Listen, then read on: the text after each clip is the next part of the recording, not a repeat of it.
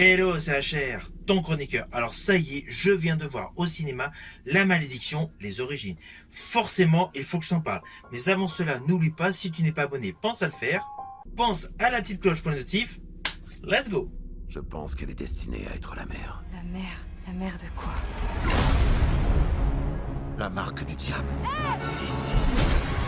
666. 666. C'est pas réel. C'est pas réel. C'est pas réel. C'est pas réel. C'est pas réel. Qu'est-ce qui n'est pas réel? Qui a dit ça? Alors ce film, La Malédiction, les origines, réalisé par Arkasha Stevenson, est un préquel. Un préquel d'une saga qui comporte 4 films. Enfin, quand je dis 4 films, 3 films et un téléfilm. Le premier était sorti en 1976 sous la direction de Richard Donner et mettait en vedette Gregory Peck. 20th Century Fox presents a film of psychological suspense about an occurrence of earth-shaking importance. Gregory Peck, Lee Remick, The Omen. Alors, ce premier film de 1976 nous racontait l'histoire d'un ambassadeur américain interprété par Gregory Peck qui apprenait donc que son enfant était mort-né. On lui proposait donc de remplacer celui-ci par un autre enfant qui était né quelques heures plus tôt à Rome. S'en suivait assez rapidement, à ses 5 ans, des troubles comportementaux se dégageaient. Et à la suite de plusieurs décès, le personnage donc interprété par Gregory Peck s'apercevait que son fils adoptif, donc Damien, était en fait le fils de Satan. Voilà, c'était le postulat de base de ce premier opus de 1976. Forcément, ce film a eu beaucoup de succès. Un deuxième opus de la saga La Malédiction a vu le jour. Ce film est sorti en 1978 et d'ailleurs avait dans les premiers rôles donc l'acteur William Holden. The first time was only a warning. William Holden, Lee Grant, Damien, Omen 2. Tell me about Damien. Dans cet opus, donc, Damien était recueilli donc, par son oncle, interprété par William Holden, et il intégrait donc une école militaire. On suivait l'évolution de Damien. Bien évidemment, ce film a également eu du succès. De ce fait, en 1981, un troisième opus de cette saga, La Malédiction, a vu le jour.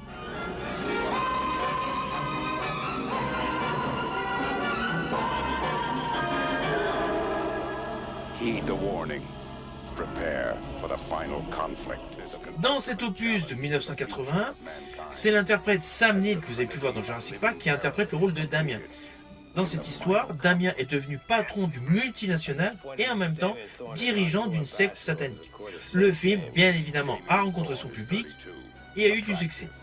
Ainsi, il y a eu 3 films sur Damien. Alors, il y a eu un 4e film, La Malédiction, mais qui partait dans une nouvelle direction. D'ailleurs, ce 4e opus se nomme La Malédiction 4, l'éveil, et il est sorti en téléfilm. Now, a reign of darkness is about to be unleashed. What evil made you do that? Omen 4. Dans ce téléfilm, on suivait l'histoire d'une jeune fille. En fait, on ne parlait plus du tout de Damien, donc en fait, on s'était écarté. On était resté sur le process de l'enfant satanique, mais l'histoire s'était écartée de l'histoire de Damien. En 2006, il y a eu donc le film 666, La Malédiction, qui était le remake du film avec Gregory Peck, donc qui reprenait la même histoire. Ne le laisse pas me tuer.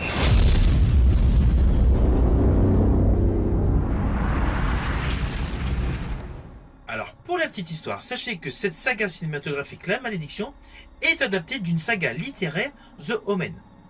En 1976, il y avait eu le premier opus, The Omen, de David Seltzer. En 1978, The Omen 2 de Joseph Howard.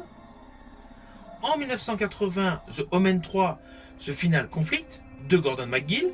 Toujours de Gordon McGill. En 1983, The Omen 4, The Armageddon 2000. Et encore de Gordon McGill en 1985, The Omen Abomination. C'était pour la petite histoire. Alors dans ce nouvel opus, nous découvrons donc une jeune américaine qui est envoyée à Rome pour être au service de l'église.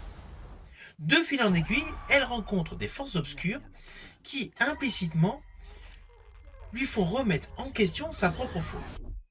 Alors pourquoi? Parce qu'elle découvre une terrible conspiration. Alors ne vous inquiétez pas, je n'irai pas plus loin sur les lignes scénaristiques de ce film. vous me connaissez, vous avez l'habitude, je ne spoil pas. Mais en tout cas, je peux vous affirmer qu'immédiatement, dès le début de ce film, il y a une certaine angoisse latente. L'atmosphère est terrifiante. Alors au début, j'étais assez sceptique, car pour moi, voilà, le film La Malédiction de Richard Donner est un petit bijou, un petit chef-d'œuvre.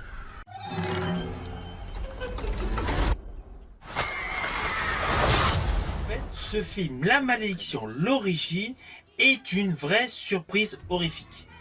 L'histoire que vous allez découvrir dans ce film, au final, est en béton. Il y a une réelle innovation scénaristique.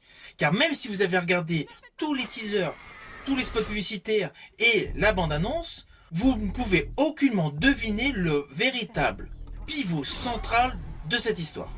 En plus, ce film a de nombreux twists.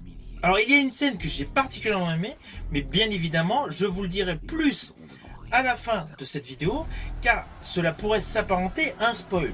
Ce n'est pas un truc monumental, mais cela pourrait s'apparenter à un spoil. Ceci dit, vous vous doutez forcément que ce film veut faire le raccord avec le film La Malédiction avec Gregory Peck. Je vous rassure d'entrée de jeu, ce film La Malédiction, l'origine, le fait extrêmement bien. Mais bien évidemment, on s'y attend. À la fin de cet opus, vous le découvrirez donc, on a totalement écarté la version de 2006. Ce film fait bien le raccord avec le film de Richard Donner avec Gregory Peck. On y voit d'ailleurs la photo de l'acteur Gregory Peck à la fin de ce film. Rassurez-vous, je ne vous dirai pas dans quelles circonstances. Mais bon, c'était une évidence au vu du titre de ce film, La Malédiction, l'origine.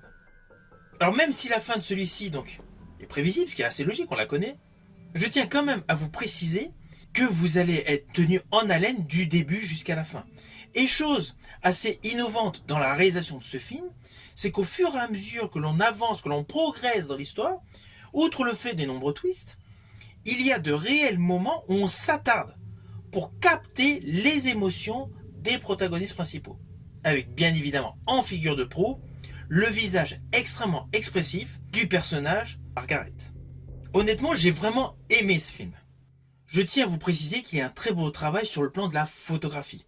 Photographie qui nous immerge totalement dans l'univers de La Malédiction, dans l'univers du futur monde dans lequel va se trouver Damien. Toutes les composantes scénaristiques de ce film sont bonnes. Qu'est-ce qui n'est pas réel? Et je rajouterai qu'il y a de belles qualités en termes de réalisation, car au fur et à mesure du déroulé de l'histoire, vous allez vraiment ressentir de la méfiance.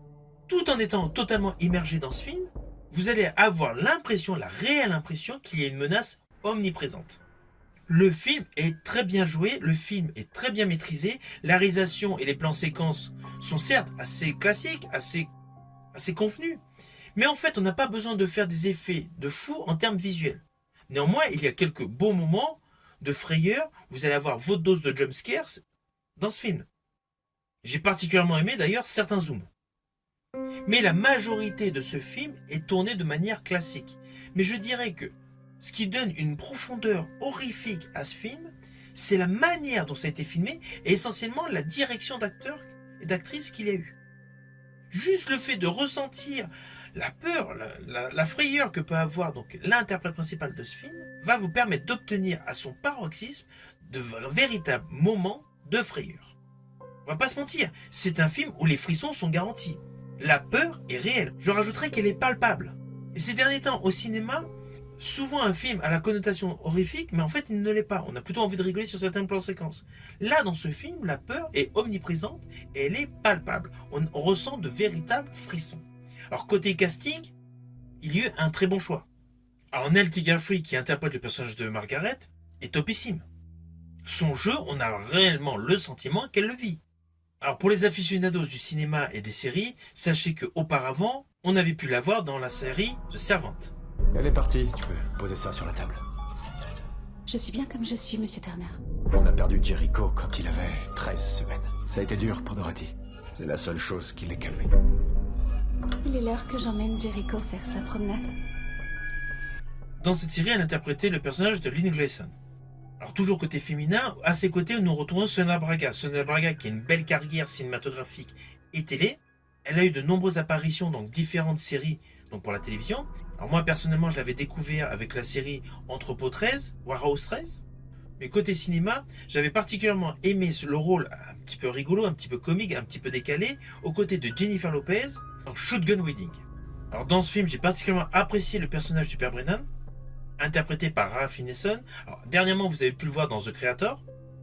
Il a une très belle carrière sur plusieurs décennies, et sachez que prochainement, vous pourrez le découvrir dans le prochain Nosferatus. Alors pour en revenir sur l'ensemble du casting, le casting est bon. L'ensemble des acteurs et actrices croient en leur histoire, croient en leur jeu, et cela se voit. Et cela confère au film une plus-value associée à des lignes scénaristiques qui tiennent la route. Surtout qu'au final, c'est assez difficile de faire un film horrifique, un film qui va vous faire peur, sur une histoire où on connaît déjà la fin. Vu que c'est un préquel ce film. Et honnêtement, c'est réussi. On a vraiment le sentiment de découvrir quelque chose. En plus, sur le fond, c'est le cas, on va découvrir quelque chose. Mais en fait, sur le thème principal, on connaît l'aboutissement. L'aboutissement va mener au film La Malédiction avec Gregory Peck. Avec justement la future ascension de l'enfant Damien. Ce qui, sur le fond, est assez compliqué en exercice de style. Exercice de style qui est totalement réussi grâce à une belle mise en scène, une belle juxtaposition des plans séquences avec une musique tonitruante à différents moments bien précis du film, et essentiellement donc une qualité de jeu d'acteur. Alors attention à ce que je vais dire, cela s'apparente à un spoil, mais au final ce n'est pas vraiment un spoil, c'est plus par rapport à une séquence visuelle. Vous doutez évidemment qu'à la fin de ce film La Malédiction, l'origine, on découle sur La Malédiction de Richard Donner avec l'acteur Gregory Peck. Mais en dehors de cet état de choses, il y a une séquence hivernale qui a été rajoutée, qui se déroule, on va dire, quelques temps après, bien après donc le final de ce film. Alors, ne vous inquiétez pas, je n'irai pas plus loin sur ce qui se déroule dans cette séquence hivernale. Je tiens juste à vous préciser que cette séquence hivernale peut donner l'occasion de la naissance d'un spin-off. Alors vous allez me dire pourquoi? Tout simplement parce que c'est évident, l'idée de base de La Malédiction, l'origine, a voulu conserver tout le reste de la saga La Malédiction. Sauf bien évidemment du remake de 2006. Mais le fait d'avoir rajouté cette séquence donc hivernale offre un potentiel d'arc narratif supplémentaire. Un potentiel qui peut se développer par le biais de spin-off. Selon moi, ce serait une bonne chose, car ce film, La Malédiction, l'origine, il respecte tous les codes du genre, avec les doses de jumpscare, avec le côté screamer, et bien évidemment avec le côté culte du film La Malédiction de Richard Donner. Ce préquel est en totale adéquation avec la saga, il la respecte totalement. La marque du diable. 666.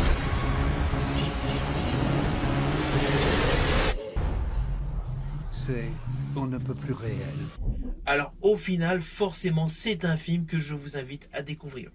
Je suis assez perplexe souvent lorsqu'on se rattache à un film culte qui a marqué les esprits. Mais là, ce film vaut vraiment le coup. Ce film, La Malédiction, est un film à voir. Vous pouvez le voir actuellement au cinéma. Si tu as aimé ma vidéo, n'oublie pas, petit pouce vers le haut, pense au partage. Quant à moi, je te dis à bientôt pour une prochaine vidéo.